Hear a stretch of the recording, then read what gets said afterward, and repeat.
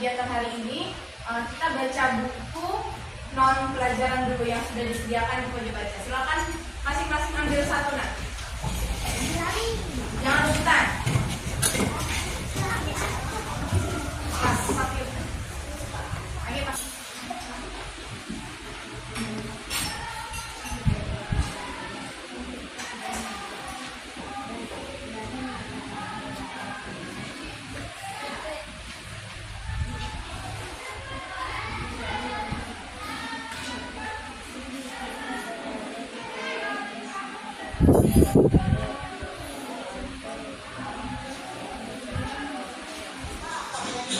We went to Rep, and from Rep we stayed 2 days there, not knowing where to go.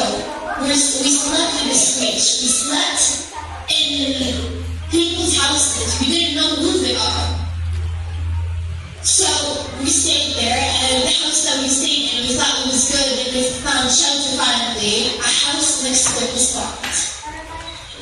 The house jiggled, and the house went crazy. The windows broke. What was I supposed to do? My brother was shaking. I was shaking. I was scared. I didn't move from my place because of how terrified I was. Video tadi, apa yang bisa kita ambil pelajaran? Dari video anak-anak dari mana tadi? Palestina. Apa yang bisa kita ambil pelajarannya? Atau motivasi apa yang bisa kita dapat dari video tadi? Nah, kata Hafiz bersyukur. Bersyukur ada apa Hafiz? Nah, tidak mengalami perang. Punya tempat? Punya tempat tinggal. Bisa pergi ke sekolah? Bisa. Sekolah dengan nyaman? Nah, jadi jangan lupa bersyukur. Itu intinya ya untuk hari ini. Dan kita doakan sama-sama supaya orang-orang di Palestina dimudahkan hidupnya, didamaikan negaranya. Amin ya Rabbal alamin. Untuk hari ini kita akan belajar tentang sifat-sifat cahaya. Nah, tujuan pembelajaran hari ini yaitu Ibu harap setelah kalian belajar nanti, kalian bisa menganalisis sifat-sifat cahaya. Kemudian kalian juga bisa menjelaskan sifat-sifat cahaya. Belum mulai belajar, kita tepuk semangat dulu ya sebentar yuk. 1, 2, 3. Tepuk. Lagi. 1, 2, 3. Tepuk semangat.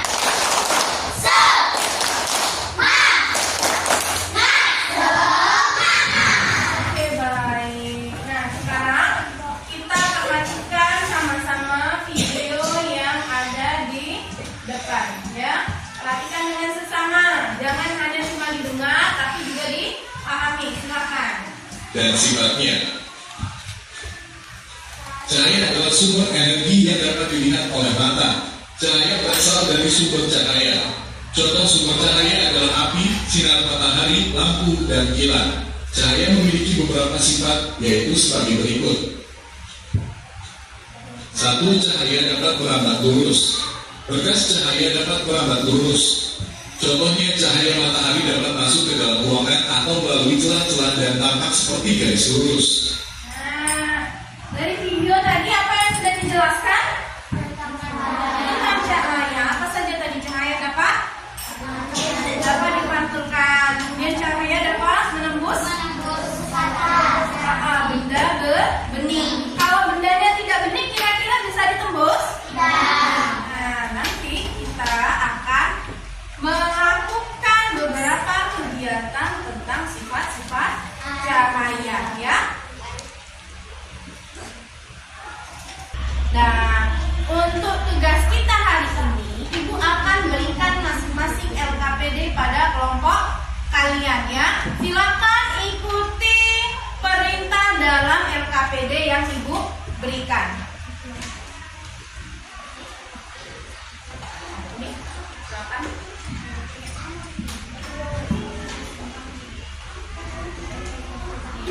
Jadi LKPD-nya tidak sama ya. Beda kelompok, beda LKPD.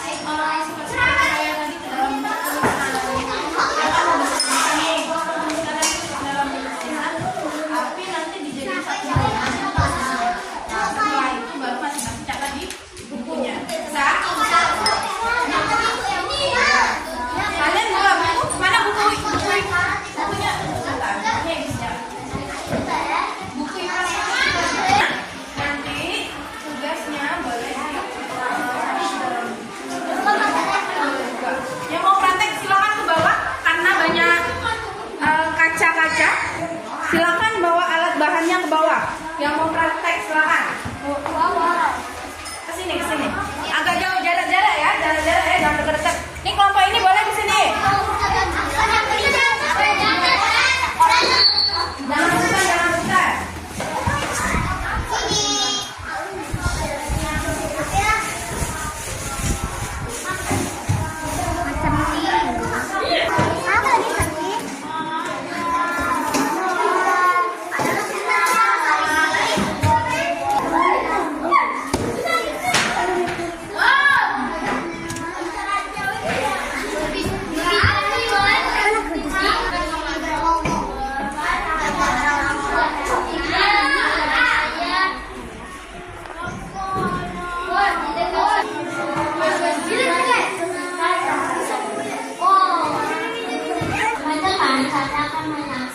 Mendemonstrasi tentang sifat cahaya. Mana cahayanya dipantulkan, coba Rehan, kasih tunjuk kawannya. Pantul kemana mantulnya? Oh, ke sana ya pantulannya. Oke. Tunjukkan ke kawannya Jeb. Mana? Ya. Tinggi-tinggi Jeb, biar kawannya nampak Jeb. Iya. Gimana ini? Apakah sendoknya nampak seperti lurus atau patah? Oke, berarti ini namanya cahaya dapat dibiaskan. Ini adalah cahaya Dapat menembuskan benda? benda bening. Oke, ini adalah contoh cahaya dapat menembus benda bening. Awas Pak. Nampak warna-warni di balon-balonnya? Ya.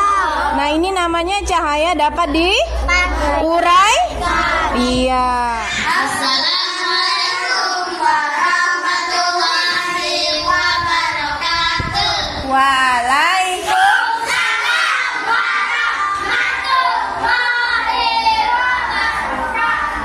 Teman-teman, kami akan mempresentasikan hasil kerja Kelompok. kami tentang sifat cahaya.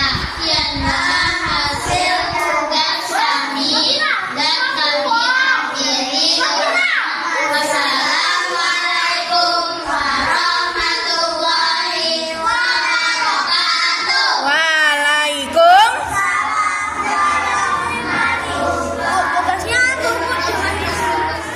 Beri tepuk tangan dong untuk kelompok Hafiz.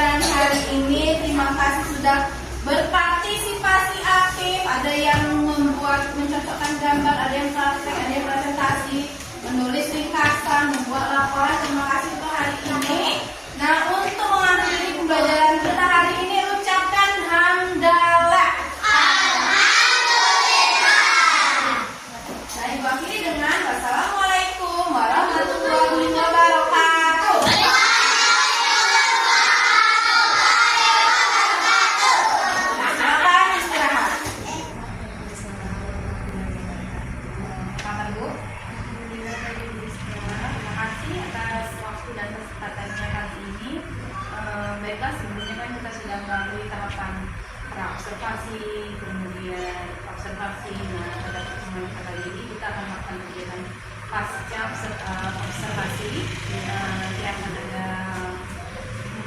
beberapa pertanyaan yang akan saya sampaikan kepada Ibu, kemudian juga saya akan menyampaikan hal-hal yang sudah saya amati ketika kita melakukan kegiatan observasi pembelajaran di kelas Ibu. Jadi bagaimana perasaan Ibu setelah melakukan pembelajaran kemarin sudah diobservasi? Perasaan saya kemarin merasa puas juga Bu ya. Sepertinya saya menggunakan metode berdiferensiasi kemarin, sepertinya berhasil, 99% itu berhasil saya laksanakan di kelas dan siswa itu juga sangat berantusias. Kemudian menurut Ibu apakah ada hambatan dari segi kacamata Ibu nih? Apakah ada hambatan yang dialami murid ketika proses pembelajaran tersebut? Nah, kemarin murid sempat bingung, Ibu kenapa ini ada yang disuruh menggambar, Ibu mengapa ada yang disuruh menulis dan ada yang disuruh praktek langsung yang belum mas di sini. Berarti kebingungan karena instruksinya berbeda-beda ya? Iya. Oke, kalau menurut Ibu sendiri nih, Ibu ada tidak mengalami menurut Ibu adakah hambatan yang dirasakan ketika pembelajaran kemarin? Hambatan yang lebih mendalam untuk saya kemarin sedikit memikirkan Kenapa itu? media apa yang paling cocok saya gunakan dalam pembelajaran ini. Sebelum belajar Ibu memikirkan media. Iya.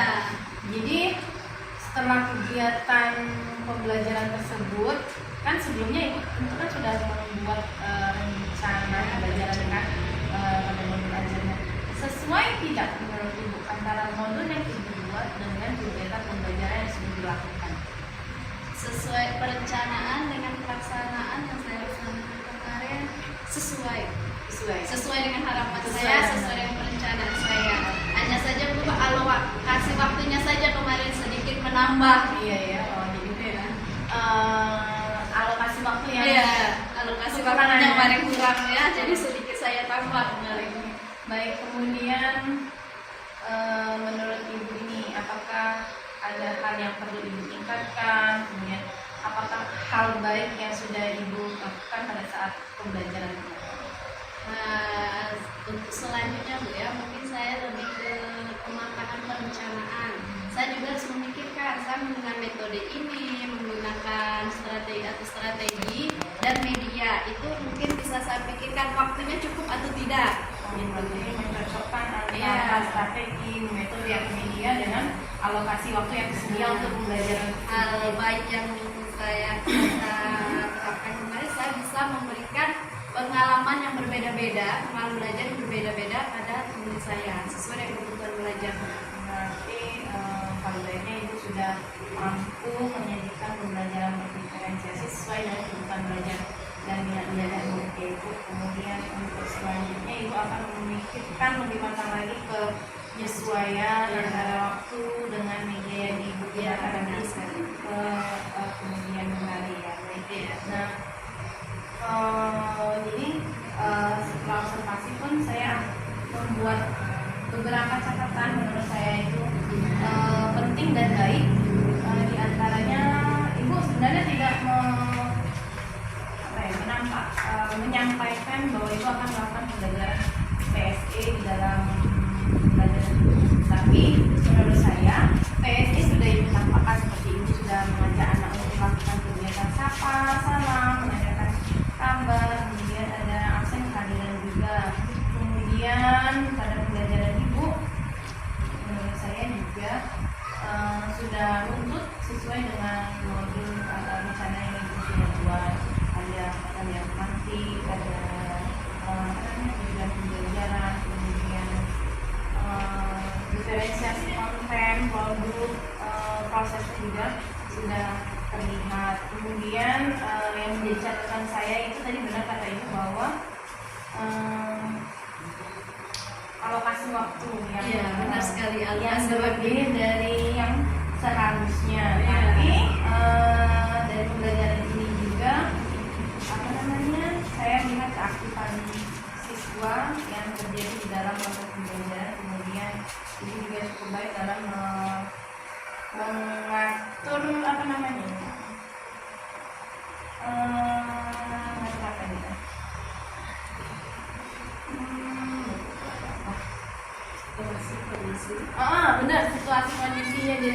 anak gak terlalu mengerjakan hal-hal yang tidak seharusnya dikerjakan. Kan sering kita jumpai anak ngobrol sendiri, Iya, benar sekali. Iya. di luar konten pembelajaran yang ingin kita lakukan. Mungkin itu karena tidak sesuai dengan kebutuhan belajarnya. Mungkin jangan Anak lebih suka menggambar, saya suruh menulis. Nah, itu mungkin akibatnya Iya. ya Bu ya. pemetaannya yang Iya, berbeda kali ya, benar Bu, sekali. ya. Kadang memang atau anak merasa jenuh, memang gaya belajarnya menulis, tapi mungkin ingin juga melakukan Kinestetik. kinestetik Iya, sekali. kan cenderungannya Ah, dia menulis iya, ya, benar sekali. Bu. Iya. Jadi